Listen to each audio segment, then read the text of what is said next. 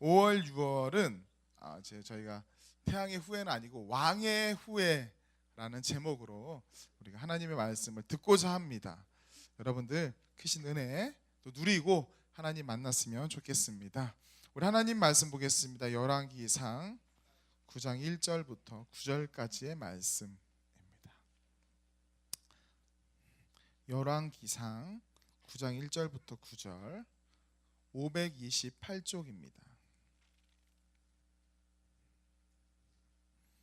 저와 여러분이 한 절씩 읽도록 하겠습니다. 제가 1절 읽겠습니다. 솔로몬이 여호와의 성전과 왕궁 건축하기를 마치며 자기가 이루기 원하던 모든 것을 마친 때에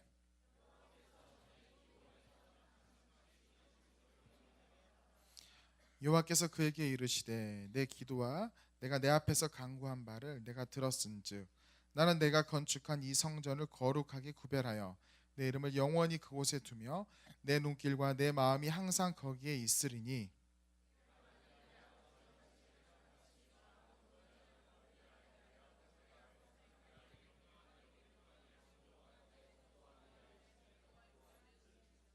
내가 내 아버지 다윗에게 말하기를 이스라엘 왕위에 오를 사람이 내게서 끊어지지 아니하리라 한 대로 내 이스라엘의 왕위를 영원히 견고하게 하려니와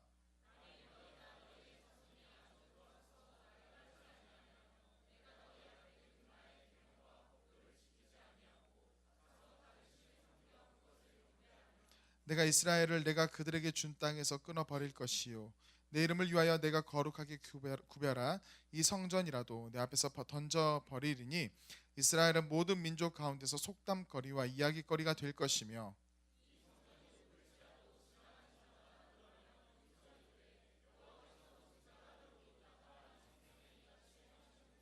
함께 읽겠습니다. 대답하기를 그들이 그들의 조상들을 애굽 땅에서 인도하여 내신 그들의 하나님 여호와를 버리고 다른 신을 따라가서 그를 경배하여 섬김으로 여호와께서 이 모든 재앙을 그들에게 내리심이라 하리라 하셨더라. 아멘. 이제 왕의 후예라는 주제로 이제 5월, 6월 예배 드릴 텐데요. 성경 본문은 거의 다가 열왕기 상하, 역대 상하에 나오는 이스라엘의 왕들의 이야기를 좀 다루고자 합니다. 여러분들이 그동안 들었던 다윗, 솔로몬 또 아는 왕이 있어요? 혹시? 히스기야, 사울. 그러니까 여러분들이 그동안 좀 들어보지 못했던 왕들의 이야기가 되게 많이 있는데 그 왕들의 이야기를 좀 다루고자 합니다. 여러분들 열왕기 상하 통독하다 보면 여기 좀 복잡하고 이래서 사람들이 잘 안 읽어요. 그런데 이 열왕기 상하에 나와 있는 그 왕들의 이야기들을 통해서 여러분 하나님의 음성을 듣기를 소망합니다. 그리고 그 월보에 아까 제가 운동한 거 있잖아요. 네. 그 이제 우리 권혜원 우리 트레이너가 열심히 해줬는데 30분만 하니까 땀이 막 엄청 나더라고요. 그 영상 그 사진 찍는데 여러분들 열심히 하셔서 우리 몸도 건강해지는 우리 청년들 됐으면 좋겠고 개인 트레이닝이 필요한 지체는 권혜원 자매에게 문의 바랍니다. 네. 사사 시대 이후에 이스라엘 백성들이 하나님한테 왕을 요구했습니다. 사사 시대 이후에 이스라엘 백성들이 하나님께 왕을 요구했습니다. 그래서 하나님께서 그 요구를 들으셔서 첫 왕으로 사울이 등극하게 됩니다. 그런데 첫 왕 사울이 하나님의 말씀대로 살지 못하고 하나님으로부터 점점 멀어지자 하나님께서 그 왕위를 다윗에게 물려줍니다. 다윗은 하나님께 합한 자로서 그의 왕위는요 계속적으로 이어졌습니다. 하지만 그의 아들 누구예요? 다윗의 아들 솔로몬과 솔로몬의 아들 르호보암 때 그들이 우리가 잘 알지만 솔로몬은 지혜의 왕이고 지식의 왕이라고 하지만 그 솔로몬이 처음에는 좀 잘 나가다가 나중에 좀 이렇게 타락을 하게 됩니다. 또 탄압 정치를 하게 됩니다. 그의 아들 르호보암도 마찬가지고요. 그래서 그 솔로몬과 르호보암의 잘못된 정치로 인해서 그 르호보암 시대에 이스라엘이 나눠지게 됩니다. 잠시 계보를 볼게요. 처음에 첫 왕 누구라고요? 첫 왕 사울, 그 다음에 다윗, 그 다음에 누구요? 솔로몬. 여기까지 보통 알죠? 그 다음에 누구라고요? 르호보암이에요. 따로 르호보암. 근데 이 르호보암 때 이스라엘이 나눠집니다. 그리고 남유다는 이제 르호보암이 다스리고요. 북이스라엘은 따라해보세요.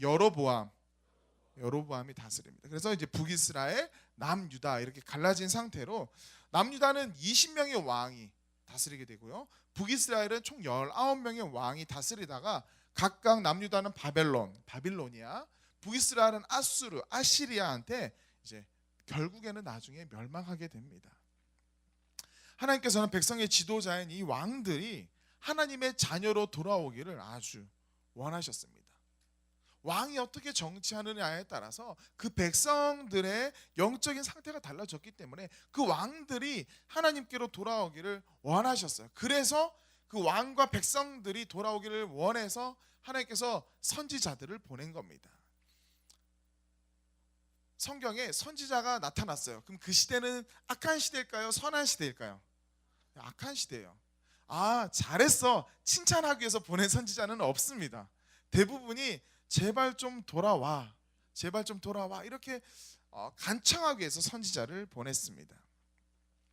그때 하나님의 음성을 듣고 하나님께 돌아오거나 겸비된 자세로 하나님 앞에 예배했던 왕들이 있는 반면에 하나님을 멀리하고 하나님의 음성 듣기를 거부하던 이런 왕들이 있습니다. 왕 대신 하나님을 따랐던 왕, 그들이 진정한 왕의 후예입니다. 타이틀이 왕의 후예잖아요. 그래서 그냥 단순히 왕의 이야기를 하고자 하는 게 아니라 진정한 왕의 후예는요, 하나님을 왕으로 모시는 왕, 하나님을 왕으로 모시는 자녀들이 왕의 후예라는 겁니다. 그런 의미에서 우리 모두가 하나님을 왕으로 모시는, 그리고 하나님이 우리들의 뭐예요? 아버지가 되시잖아요. 여러분 왕의 자녀가 되는 거예요. 왕의 후예가 되는 거예요. 그래서 진정한 하나님의 자녀, 왕의 후예가 되는 여러분들 되기를 간절히 소망하는 마음으로 하나님의 말씀을 전하고자 합니다. 오늘 그 첫 번째 시간으로 처음부터 이제 이름이 어렵고 처음 들어본 생소한 왕을 하기보다는 제가 여러분들 잘 아는 솔로몬의 이야기를 조금 시작으로 왕들의 이야기를 하고자 합니다. 솔로몬, 지혜의 왕이라고 하죠. 여러분 솔로몬 하면 혹시 생각나는 것들 또 어떤 것들이 있어요? 애기 반 뭐 가르라고 하는 아주 그 판결하는 이야기, 또 그 지혜를 이야기하면서 그런 이야기가 나오죠. 또 어떤 이야기 있죠? 거기까지 아나요? 네, 솔로몬 하면 또 어떤 게 있어요? 지혜를 달라고 했다. 하나님께서 뭘 달라고 하냐, 뭘 줄까 하니까 지혜를 달라고 했다. 근데 또 네? 성전을 건축했죠. 예, 성전을 건축했다. 또 많이 하네요. 또 여러분들 말 다 하면 끝내려고요. 그냥 결혼을 많이 했다. 아내가 많았다. 네, 네, 좋습니다. 그리고 남방 왕국에서 스바 여왕이라고, 그 낱말 퀴즈 대회 그 답 중에 하나예요. 따라해보세요. 스바. 예, 스바 여왕이 이게 왔어요. 와가지고 그 솔로몬한테 당신이 지혜롭다고 하는데 그 이제 에디오피아예요. 에디오피아. 그래서 에디오피아 맞죠? 네, 그래서 그 이제 이야기합니다. 그래서 당신의 지혜를 좀 보여달라, 뭐 이런 이야기를 합니다. 성경에 나와 있지 않은데 번외로 이런 이야기가 있습니다. 스바 여왕이 지혜를 보여달라고 하니까 저 멀리 있는 꽃들을 가리키면서 이 꽃과 저 꽃 중에 어떤 것이 진짜 생화일까요? 라고 이렇게 솔로몬이 물어봅니다. 그러니까 스바 여왕은 아무리 봐도 모르겠는 거예요. 그때 솔로몬이 이제 벌을 쫙 날리는 거예요. 벌을 날리니까 벌이 생화한테 갈 거 아니에요. 그래서 이렇게 막 구별하는 뭐 그런 이야기들이 있습니다. 그리고 좀 더 깊이 들어가면 이런 이야기도 있습니다. 그 스바용, 그 에디오피아 맞죠? 내가 지금 잠깐 헷갈리는 했는데 그 에디오피아 그 국기의 별이 있는데 그게 솔로몬의 별이래요. 자기들은요 유다인이라고 믿어요. 그 나라 사람은요. 왜 그럴까요? 자기들은 솔로몬의 자녀라고 믿어요. 후예라고 믿어요. 그 에디오피아 사람들이 실제로 왜 그랬을까요? 스바 여왕과 솔로몬이 뭐 결혼했다. 그래서 아이를 낳았다. 뭐 이런 이야기까지 있습니다. 이런 이야기까지 있어요. 그러므로 이제 솔로몬의 이야기들은 되게 많습니다. 솔로몬의 이야기들은 되게 많아요. 예전에 다윗이 죽을 때 다윗이 되게 힘들어할 때 신하들을 불렀어요. 신하들을 불렀는데 내가 지금 요즘 너무 힘든데 조금 나의 이 힘듦과 고통에 대해서 위로해줄 뭔가를 좀 이렇게 찾아내라. 아니 그런 말들을 좀 나한테 해달라고 했을 때 한 신하가 그 다윗의 아들 솔로몬을 찾아가서 왕이 우리한테 이런 거 요청을 했는데 어떻게 하면 좋겠습니까? 라고 했을 때 솔로몬이 이제 반지를 하나 이렇게 다윗한테 줘라.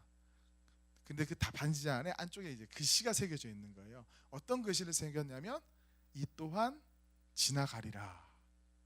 그러니까 행복한 것도 지나갈 수 있고 고통도 지나갈 수 있다. 이 또한 지나가리라.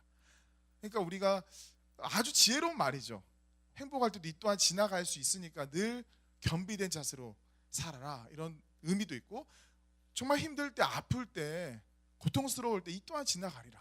이런 아주 지혜로운 말을 또 하기도 했습니다. 여러분들 잘 알듯이 이제 많은 이제 곡들을 썼고요. 시를 썼습니다.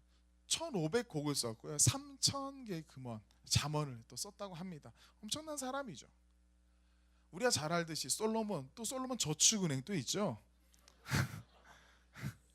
부모님들이 자녀를 위해서 기도할 때 가장 많이 기도하는 게 우리 자녀가 솔로몬처럼 지혜롭게 해달라고 이런 기도. 아까 전에 대표 기도했던 우리 형제도 그렇게 기도했는데 솔로몬의 지혜를 달라고. 이렇게 솔로몬이 아주 훌륭한 왕이었다. 이렇게 우리가 지혜의 왕이었다고 알고 있습니다. 그런데 오늘은 그 솔로몬의 아주 좋은 부분 말고요. 그 솔로몬이 중간에 넘어지게 돼요. 그러한 부분들을 좀 보도록 하겠습니다. 그리고 여러분들 그 다윗 솔로몬은 아버지는 다윗이고요. 어머니는 누구냐면 밧세바예요. 밧세바는 누구냐면 우리아의 아내. 다윗이 유일한 다윗의 인생에서 가장 큰 실수가 우리아의 아내 밧세바를 범했던 거잖아요. 그리고 우리아를 죽음에 몰아넣었던 그 사람, 그 여인의 아들이 이 솔로몬이에요. 그래서 솔로몬이 그 다윗이 그것에 대해서 회개하면서 나중에 내 후계자를 다른 사람이 아닌 당신의 아들로 삼겠다. 하나님한테 그렇게 이제 약속하고 또 밧세바한테도 그렇게 약속을 한 거예요. 그래서 솔로몬이 왕이 된 거예요. 다른 아들들 엄청 많거든요. 근데 밧세바의 아들 솔로몬이 왕의 후계자가 됩니다.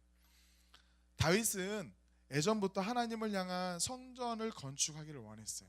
근데 하나님께서 다윗이 건축하기를 원하지 않으셨습니다. 왜냐하면 다윗이 많은 전쟁을 치렀던 장군 출신이잖아요. 그러니까 너의 손에는 피가 너무 많이 묻었다. 네 마음만 받겠다 이런 거예요. 그래서 그 성전 건축을 누가 했냐면 이 솔로몬이 한 거예요. 근데 모든 재료는 이미 다윗이 다 준비해 둔 거예요. 다윗이 다 준비해 두고 이제 솔로몬이 그것을 이룬 겁니다. 근데 솔로몬이 자기 때의 그 성전 건축을 이루기 위해서 하나님한테 기도합니다. 아주 겸비된 자세로 기도합니다. 거기에 1000번제를 드렸다고 나와요. 그래서 우리 교회는 1000번제 헌금이 없는데 혹시 타 교회에서 왔던 지체들 중에 그 자기 교회 옛날에 1000번제 헌금 봉투 이런 거 있었던 교회들이 있습니다. 그래서 1000번제 헌금은 일반적으로 한국에서는 1000번의 헌금을 이야기해요. 그래서 1번 헌금, 2번 헌금, 3번 헌금, 4번 헌금. 내 자녀가 솔로몬처럼 되게 해달라고 5번 헌금. 막 이렇게 해서 총 1000번의 헌금을 드리는 그런 문화들이 한국에 한동안은 많이 퍼져 있었습니다. 근데 그때 좀 잘못된 게 하나가 있어요. 뭐냐면 이 솔로몬이 드렸던 1000번제에서 그 번은요 숫자 번이 아니에요. 여러분들 그걸 잘 알고 있어야 돼요. 나중에 승리교회 계속 다니면 상관없는데 또 다른 교회 가서 1000번제는 1000번의 헌금을 드린 게 아니에요. 그럼 어떻게 드렸게요? 1000마리의 제물을 번제 태워서 다 태워서 드렸다라는 거예요. 그러니까 숫자 넘버가 아니에요. 그 번은. 그러니까 번제가 제사의 종류 중에 하나입니다. 다 태워서 드렸다는 거예요. 그러니까 엄청나게 많은 제물을 드렸다라는 거죠. 근데 그게 한 번에 드렸는지 두 번에 드렸는지는 아무도 몰라요. 알겠죠?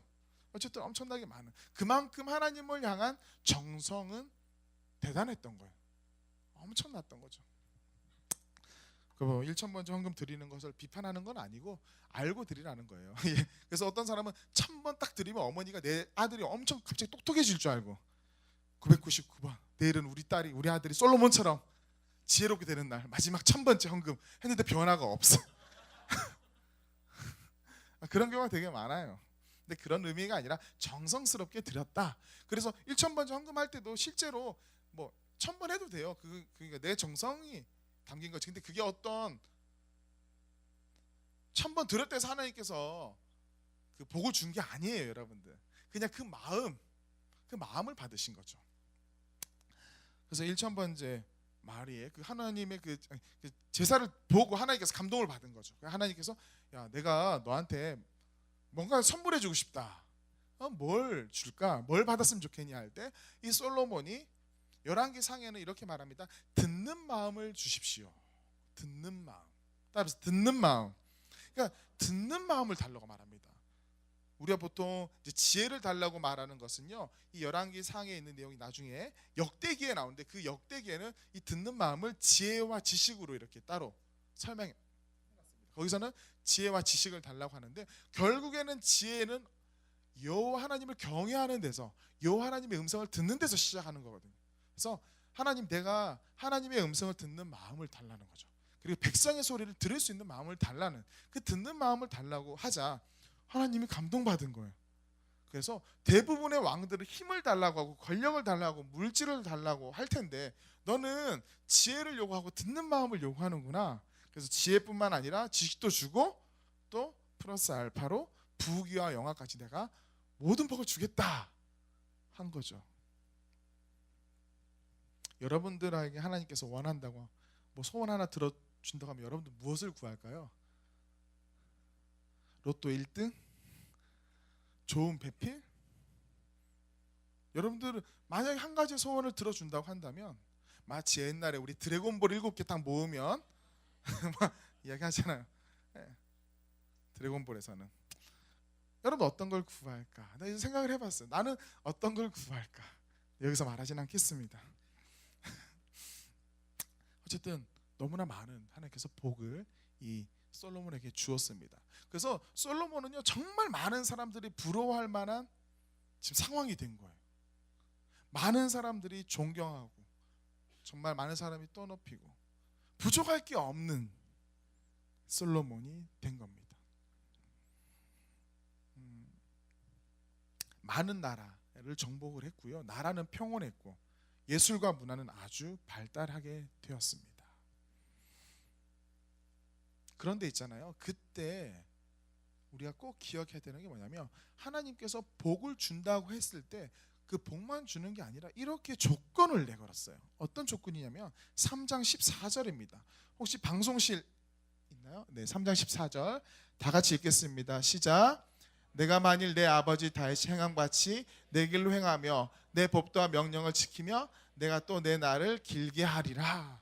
그래서 하나님께서 복 주면 됐는데 좋은 거 다 주시고 나서 하지만 너는 끝까지 네 아버지처럼 나를 따르라는 거예요. 내 명령과 내 규례를 지키면서 살으라. 이렇게 경고해 주셨어요. 그러니까 축복과 동시에 경각심을 주셨다라는 거예요.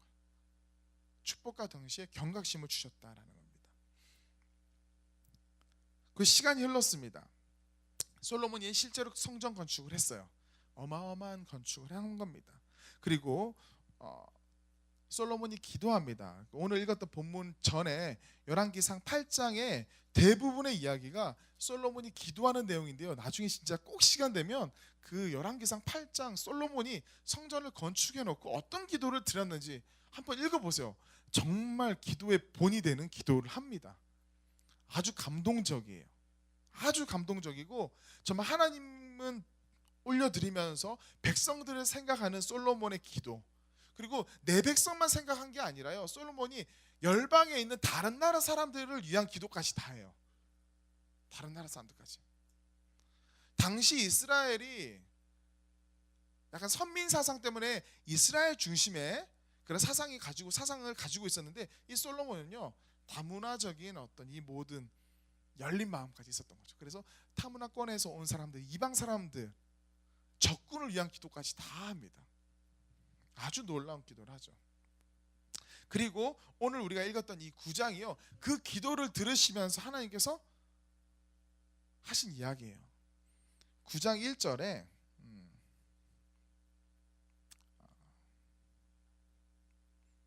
3절에 봅시다. 9장 3절에 여호와께서 그에게 이르시되 내 기도와, 기도한 뒤에요, 내 기도와 네가 내 앞에서 간구한 말을 내가 들었은즉, 기도를 하나님께서 들으신 거죠. 나는 네가 건축한 이 성전을 거룩하게 구별하여 내 이름을 영원히 그곳에 두며 내 눈길과 내 마음이 항상 거기 있으리라. 하나님, 이 성전을 받으시옵소서 이렇게 기도했을 때 정말 내가 항상 그곳을 바라보고 있겠다, 내가 너를 언제나 지키겠다 이렇게 말하는 거죠. 언제나 내가 너를 보호하겠다 이렇게 말한 겁니다. 그런데 동시에 똑같이 어떻게 이야기하냐면,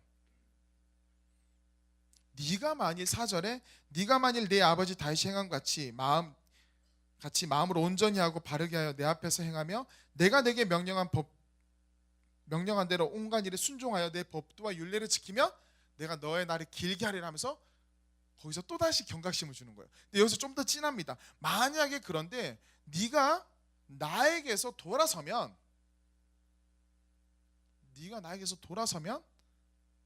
내가 너를 끊어버리리라 이렇게 말하는 거죠.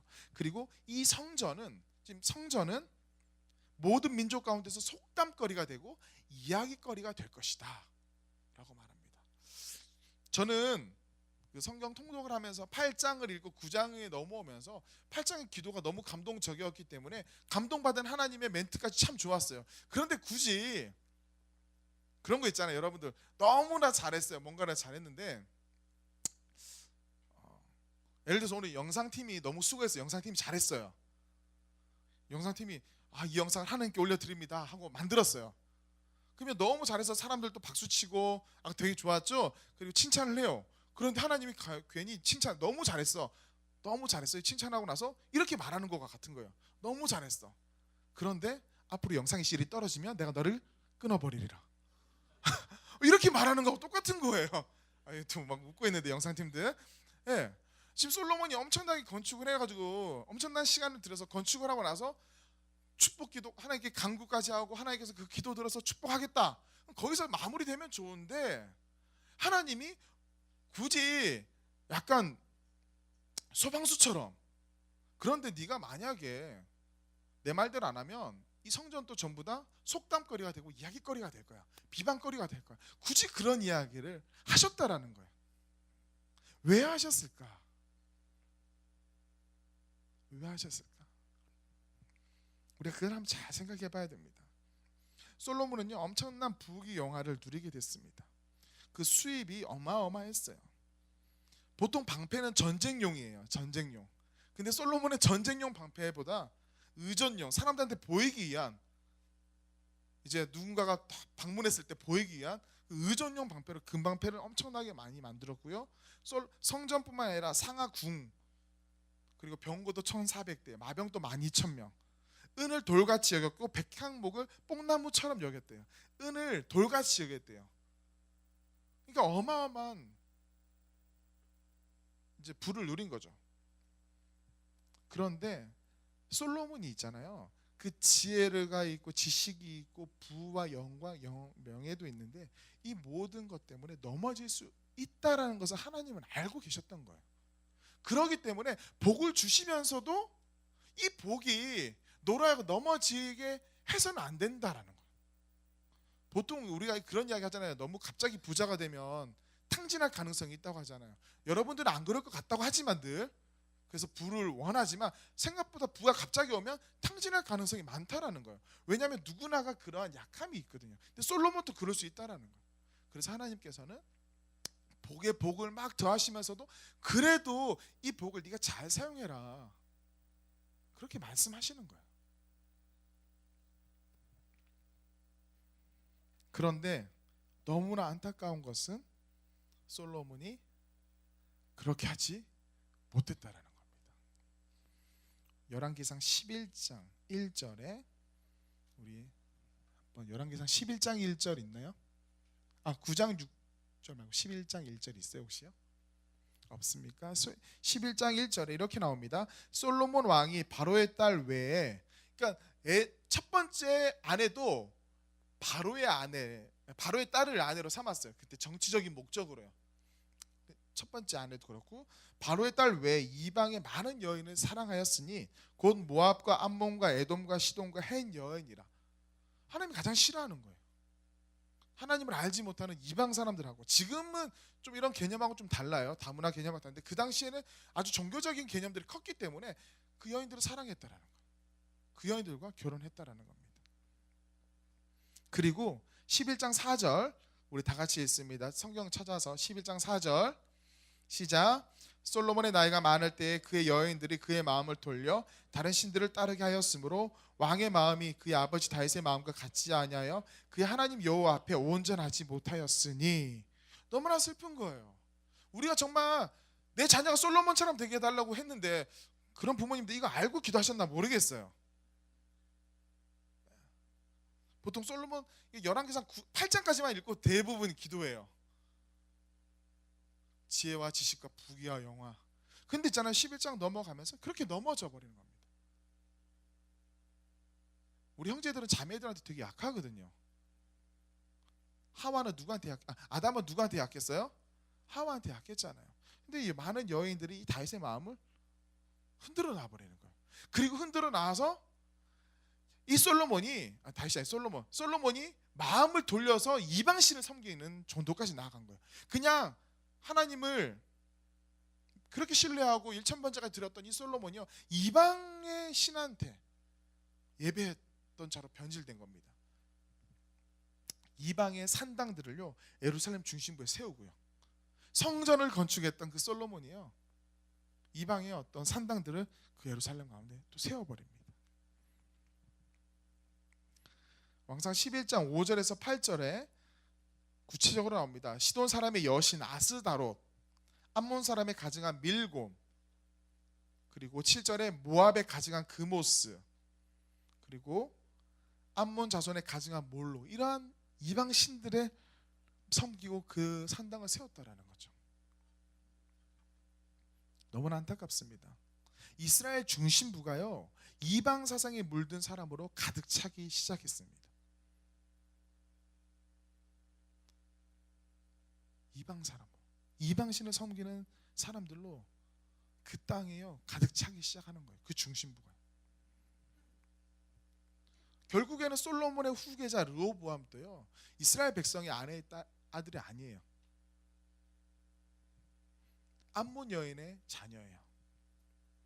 그러니까 르호보암이 어머니를 따랐다고 한다면 르호보암이 온전한 여호와 신앙이 있겠어요? 아니에요. 어머니는 여호와 교회를 안 다니니까요. 여호와를 믿는 게 아니었으니까요.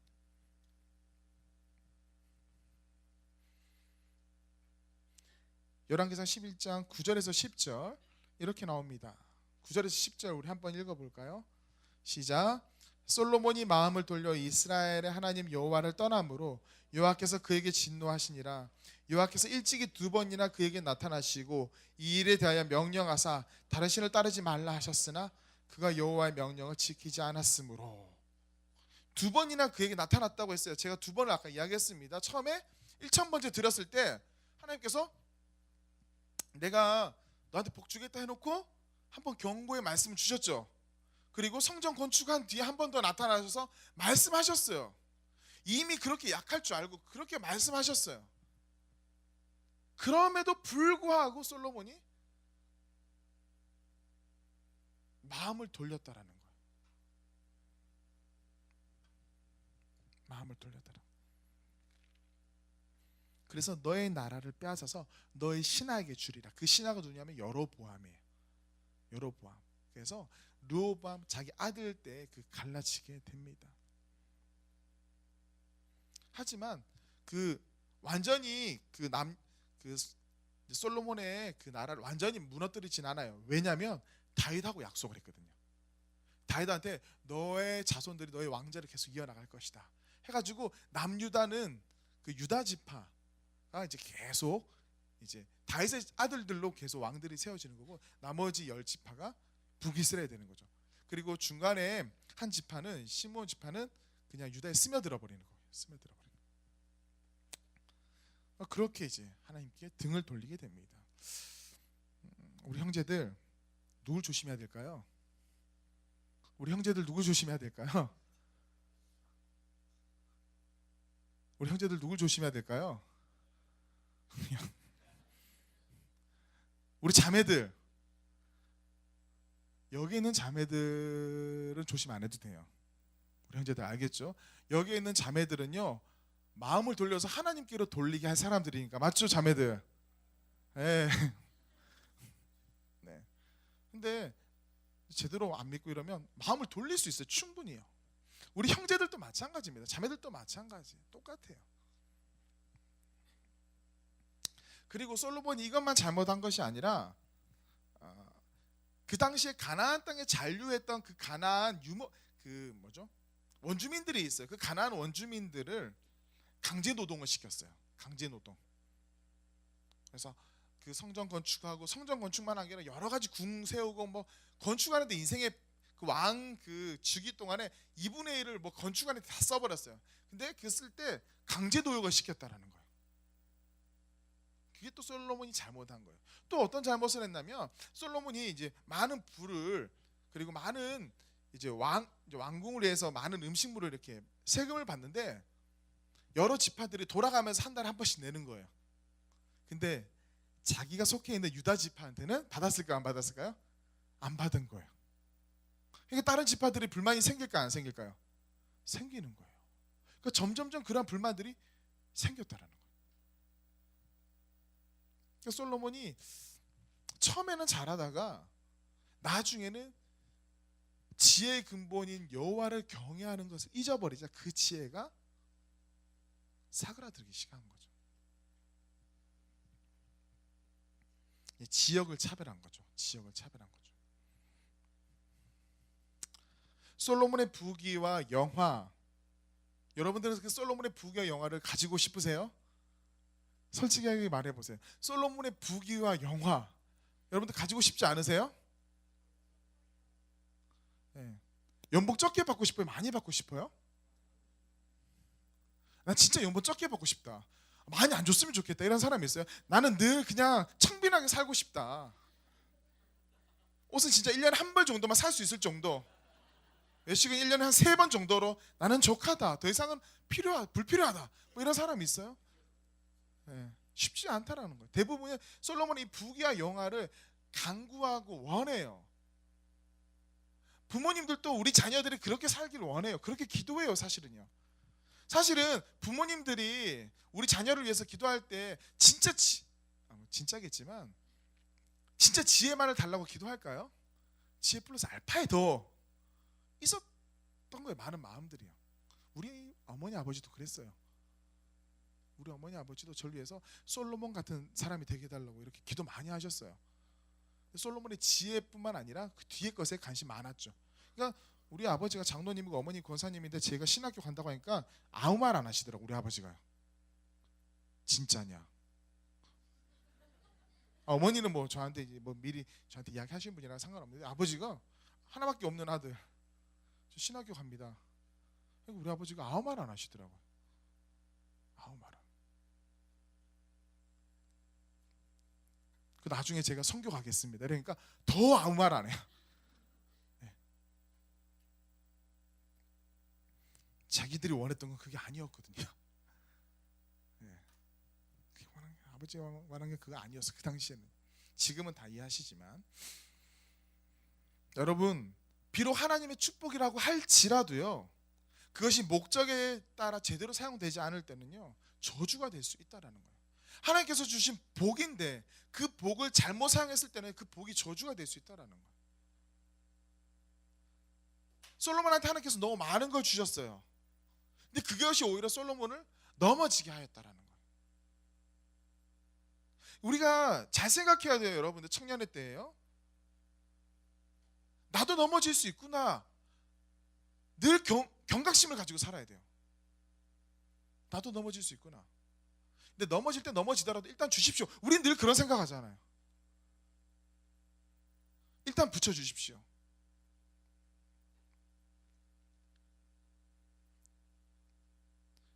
근데 하나님께서 솔로몬한테도 복을 준다고 하면서까지 그때 말씀하셔서 굳이 그때 말 안 해도 된다고 생각할 수도 있잖아요. 현실적으로는요. 하나님 제가 흔들릴 때 말씀해 주세요. 흔들릴 때 경고해 주세요라고 말씀해 주실 수도 있지만 너무나 좋은 자리에서 복을 준다는 그 자리에서 하나님은 경각심 있는 말씀을 하신 이유가 있다라는 거예요. 솔로몬은 그럼에도 불구하고 넘어졌지만 여러분들은 솔로몬의 절차를 밟지 않았으면 좋겠습니다.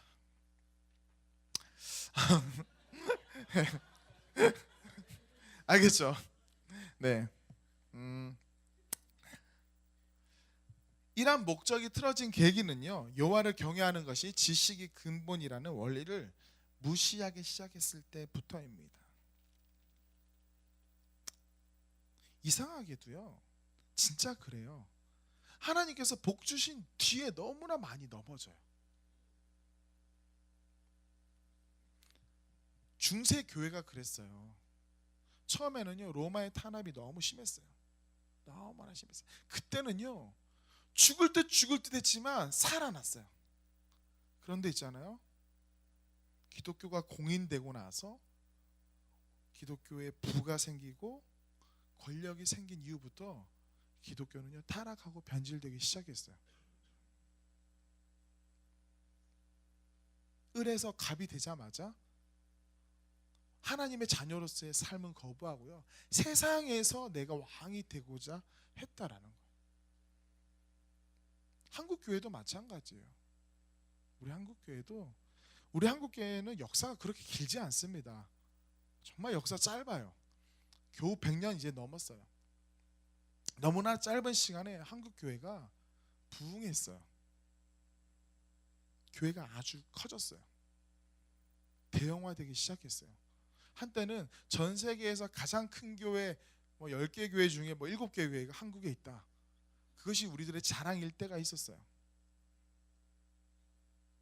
교회를 아주 크게 지어놓으면, 멋있게 화려하게 지어놓으면 성도들이 막 몰릴 때가 있었어요. 근데 지금 아니에요.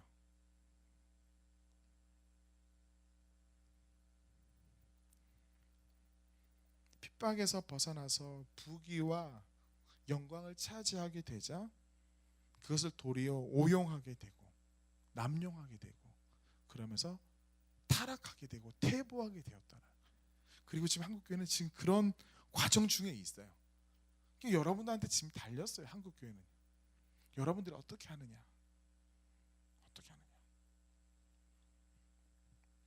진짜 중요합니다. 여러분들 진짜 잊지 않아야 돼요. 여러분들이 어떤 마음을 가지고 신앙생활을 하느냐 진짜 중요해요.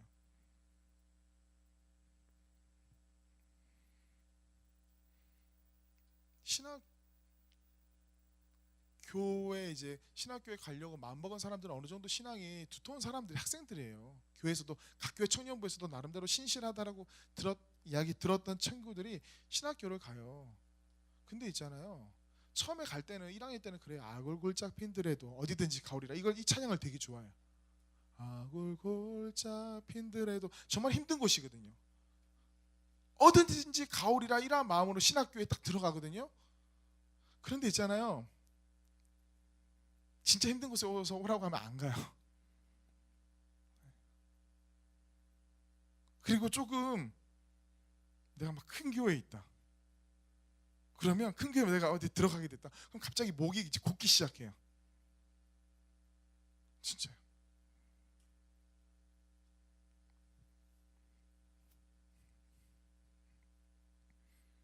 그러면서 나도 내 친구들도 이렇게 약하구나 이런 것들을 느끼게 돼요.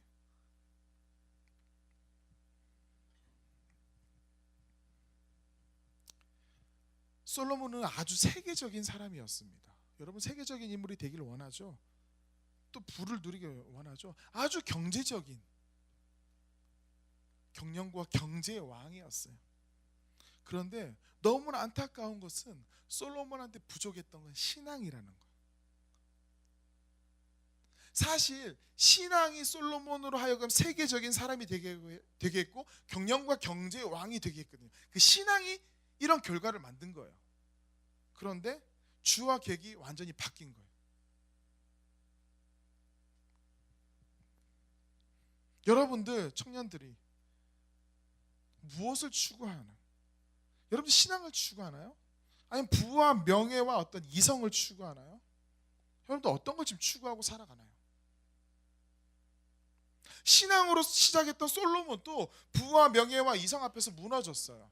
그런데 우리가 하물며 처음부터 추구하는 것이 부와 명예와 세상의 것들이라고 한다면 우리는요 넘어질 게 이런 말이 좀 뻔해요.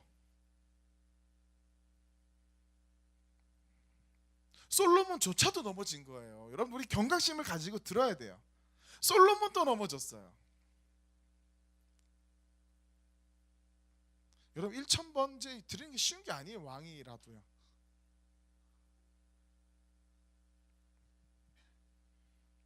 하나님께서 여러분한테 복을 주셨을 때 여러분들 그 복을 감당할 수 있는 그 그릇을 여러분들이 먼저 가져야 돼요. 청년의 때 그 그릇을 크고 단단하게 키울 필요가 있습니다. 하나님께서 정말 복을 많이 줘도 그 복 때문에 흔들리지 않는 여러분들이 돼야 돼요. 그 복조차도 하나님의 영광에 의해서 사용할 수 있는 여러분들 돼야 된다는 거예요. 그랬을 때 진짜 복을 여러분들 추구할 수 있는 거예요, 사실은요. 그리고 좀 나아가서는 세상의 복에 집중하기보다는 정말 하나님 나라의 복, 구원의 복, 세상이 줄 수 없는 그 복, 먼저 그것을 여러분들 우선시하고 그것을 사모하면서 살아가야 된다라는 겁니다. 이스라엘은요 성전이 있었던 그 자리에 이방의 상단들이 막 세워지기 시작했어요. 그리고 혼합주의 신앙이 그 안에 자리 잡게 됐어요. 혼합주의. 교회는요 하나님, 예수 그리스도, 성령님만 있으면 돼요. 성부, 성자, 성령 하나님만 있으면 돼요. 교회에. 근데 세상에 많은 것들이 이 교회 안에 많이 들어오고 있어요. 우리 청년사역, 저도 청년사역을 하니까 저도 한때 그런 생각을 했어요. 청년사역 하려면 이어 마이크가 필요하다. 이거 들고 있으면 안 된다. 좀 세련돼 보이잖아요. 저도 이거 하려고 했어요. 근데 제 얼굴이 좀 지성이라서 이게 좀 네. 제가 있었던 지난번 교회는 엄청 화려해요. 뒤에 백 조명도 엄청 화려해요. 진짜 늘 저도 그런 걸 추구했었어요. 청년교회는 그래야 된다고만 생각했었어요. 저도요. 이런 거 안 입었죠. 당연히 승리교회 와서 입었고 좀 부지런하면 제가 갈아입을 텐데 좀 귀찮아서 안 갈아입고 계속 입고 있는 거예요. 2부 예배 드리고. 그러다 보니까 지금 그냥 이런데 예전에는 그렇게 추구하지 않았어요. 이어 마이크도 원하고 퍼포먼스를 원했고요. 청년교회는 그래야 된다고 생각했거든요. 그래야 청년 눈높이에 맞출 수 있다고 생각했었어요. 근데 아직도 많은 청년 사역자들이 그렇게 생각하고 있을 수도 있어요. 그런데 틀렸어요. 저도 그때는 틀린지 몰랐는데 틀렸어요. 어른 교회든 젊은이 교회든 유아 교회든 교회에 진짜 있어야 될 것은요 하나님, 예수 그리스도, 성령님 그것만 있으면 돼요. 그래도 좀 더 좋은 음향과 좀 더 좋은 것들이 있으면 좋지 않냐? 뭐 좋겠죠 당연히. 하지만 그것이 있는다고 해서 교회가 부흥되는 건 절대 아니라는 거예요. 그것만 있으면 교회가 성공할 것 같지만 절대 그렇지 않다라는 거예요. 복음이죠. 교회는 교회다워야 하는 거예요. 교회는 교회다워야 돼요. 아동부도 마찬가지예요. 어린이들도 마찬가지. 어린이 주일학교도 교회는 교회예요. 교회다워야 되는 거예요. 중등부도 마찬가지고 고등부도 마찬가지고 우리 청년부도 마찬가지고. 여러분들 교회 왔잖아요. 교회는 교회다워야 되는 거예요. 하나님의 말씀이 있고 찬양이 있고요. 고백이 있는 거예요. 근데 저도 사역자였지만 너무나 엉뚱한 것들을 많이 교회에서 만들어내기를 노력했었던 것 같습니다. 그러다가 마치 하나님으로 포장을 했지만 주객이 전도되는 것들을 너무나 많이 지나고 보니까 경험한 것 같아요. 교회는 교회다워야 되고 그리스도인은 그리스도인다워야 됩니다. 에어컨 좀 켜주세요. 덥네요. 내가 흥분을 해서. 여러분들 모든 것을 내려놓고 하나님 바라보는 여러분들 됐으면 좋겠습니다. 없을 때는 주님을 붙잡습니다. 여러분들 아무것도 없으면 진짜 주님 붙잡게 돼요. 진짜 주님 붙잡게 됩니다. 그러나 내가 주님의 붙잡을 게 다른 게 있으면, 내가 돈이 있거나 뭐 오른팔 왼팔들 막 이런 청년들 많거나 그러면요, 하나님 의지하기보다 사람을 의지하고 물질을 의지하고 시스템을 의지하게 되더라고요. 기도하지 않고요. 뭔가 있기 시작하니까, 주님이 다른 게 있기 시작하니까 다른 걸 붙잡더라고요. 권력, 돈, 이미지.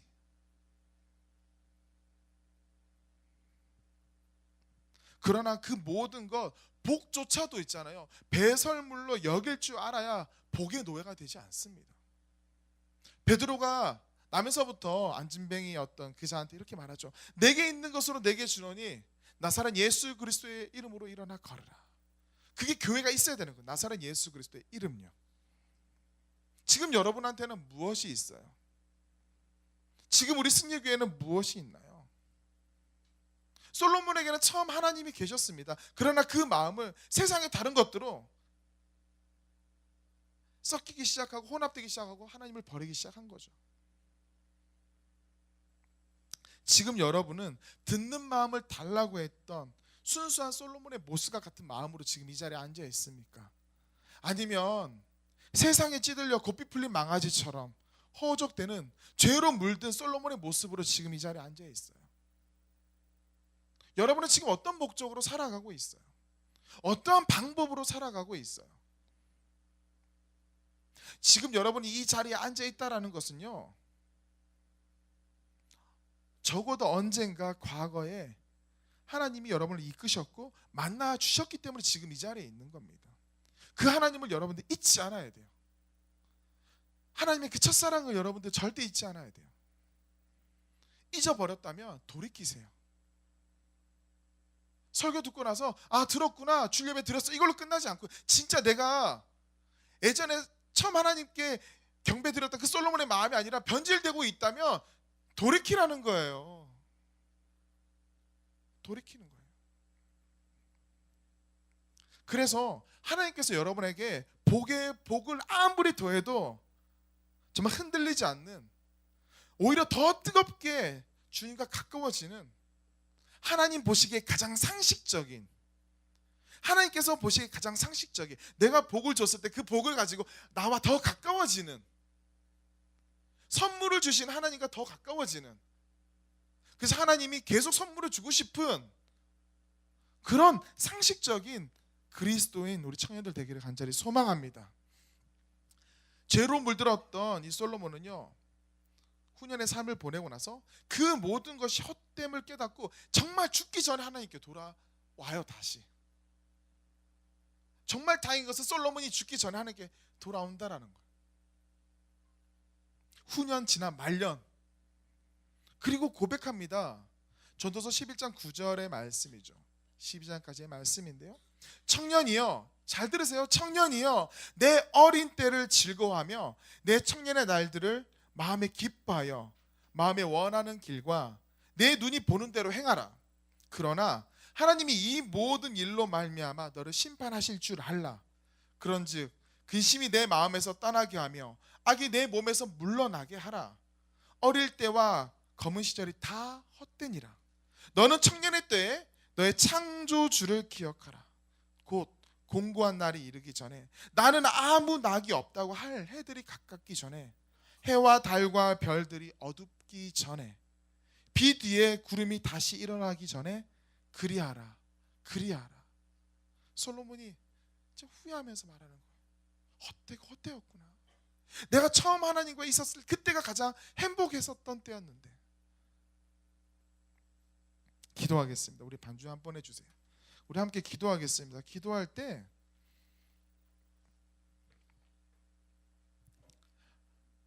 하나님의 여러분들 그 음성을 들으셨으면 좋겠어요. 나를 향한 하나님의 그 마음을 여러분들 아셨으면 좋겠어요.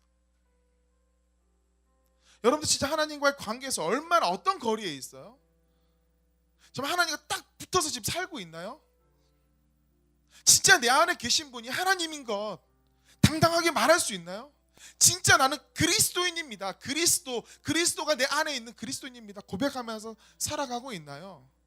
아니면 수많은 유혹과 시험, 아니 거기에 찌들려서 정말 살아계신 하나님의 그 생동함을 느끼지 못한 채 허우적대고 있나요? 하나님은 여전히 살아계세요. 처음 여러분들을 이끄셨던 그 하나님은요 진짜 여전히 살아계세요. 그 하나님 만났으면 좋겠습니다. 다시 그 하나님 붙잡았으면 좋겠어요. 다시 그 하나님 붙잡고 그 하나님과 함께 살아가는 정말 믿음의 청년 됐으면 좋겠습니다. 우리 정말 그러한 마음으로 하나님께 간구하면서 하나님 내 안에 들어와 달라고, 하나님께 내가 더 나아가기를 원한다고 함께 기도하겠습니다. 기도합니다. 기도하겠습니다. 기도합니다. 기도하겠습니다. 기도합니다.